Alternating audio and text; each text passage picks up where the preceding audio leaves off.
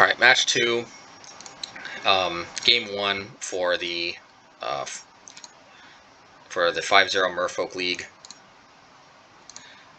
Yeah, so I'm pretty sure I keep this. It's just, Aether Vial plus interaction plus creatures, kind of what the Merfolk deck does.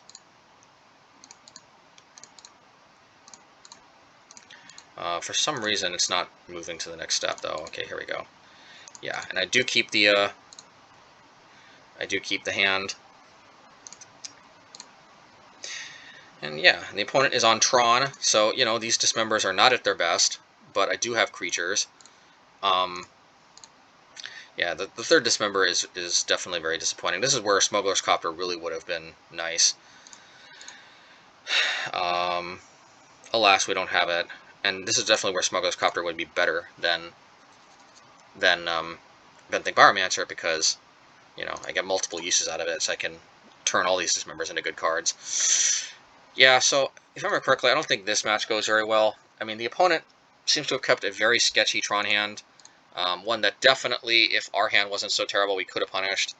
But alas, our hand wins the terrible hand Olympics over theirs. So, Dismember on Walking Ballista makes sense, I think, although I don't seem to have done so. I guess I was hoping that they might, that they might try to go for powering it up, and I could respond. So the good news is this is a pretty easy attack for Karn Liberated. Yeah, actually, now that I think about it, this match actually might have gone better than I remembered. Oh, but then there was Karn Liberated, which, yeah, I played Brazen Borrower just because it's a clean answer to Karn Liberated. Yeah, and I guess I conceded. Now that I think about it, though, I'm not sure why I conceded. I could have dealt with the Trinisphere. I guess I was worried about the Karn Liberated. Now, maybe it was just early in the morning, and I wanted to get my games in before the day started. I was playing pretty early in the morning, and maybe that's one reason. But yeah, I think the odds of me winning this are pretty unlikely anyway. So let's go to the game, the second match. All right, match 2. Or I should say match.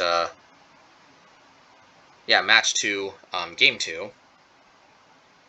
Please excuse me if I don't remember correctly as I'm recording this. Yeah, I think this was a keep. It's a bit clunky. Obviously, this is where something like Force Negation would have helped out a lot.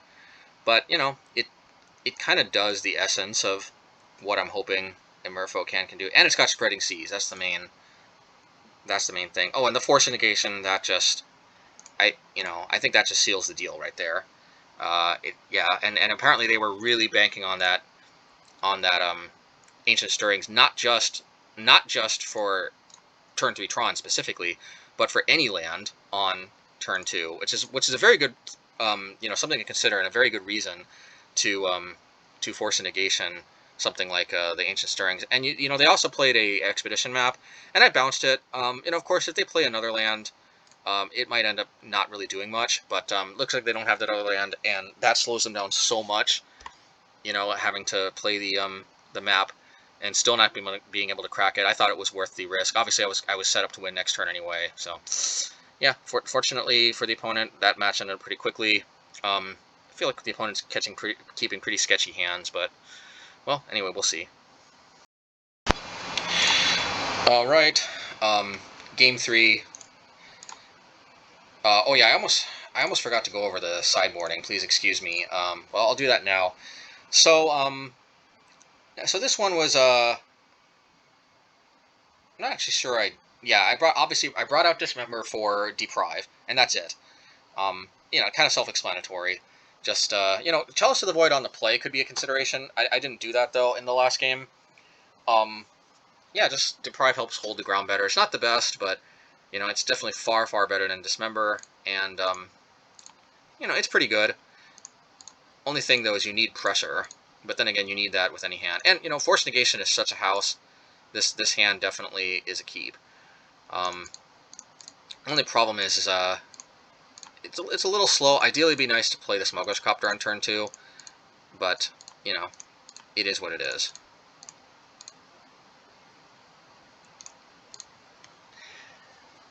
Yeah, just making sure Aetherval can churn out creatures as efficiently as possible. Also, sometimes you do draw the untapped next land, so there is that as well. And again, with the opponent keeping these non-turn 3 Tron, somewhat sketchy hands, definitely it helps, but we do have the tools to keep them off of turn 3 Tron, even if they didn't keep sketchy hands. That, obviously we force to negate the Expedition map to make sure they do not hit turn 4 Tron. The next Smuggler's Copter is not that useful. We play the land. The Oboro can also bounce back to hand to be pitched to Smuggler's Copter if necessary, but being able to hold up Force Negation without having to lose card advantage is just very huge. You know, we do keep the extra land in hand, though, considering that we are at the point, yeah, where we need more good cards to pitch to Copter. But yeah, well, that was a little anticlimactic. Opponent was keeping somewhat sketchy hands for Tron, but at the same time, you know, they were set up for pretty big plays. Probably, you know, maybe if they had Ujin and not any Wormcoil, or Karn, or yeah, or Karn, turn 4 Tron might have been more important to them than turn 3 Tron anyway. So who knows? But yeah, that is one of the advantages to Force Negation. It's super good in the Tron matchup. All right.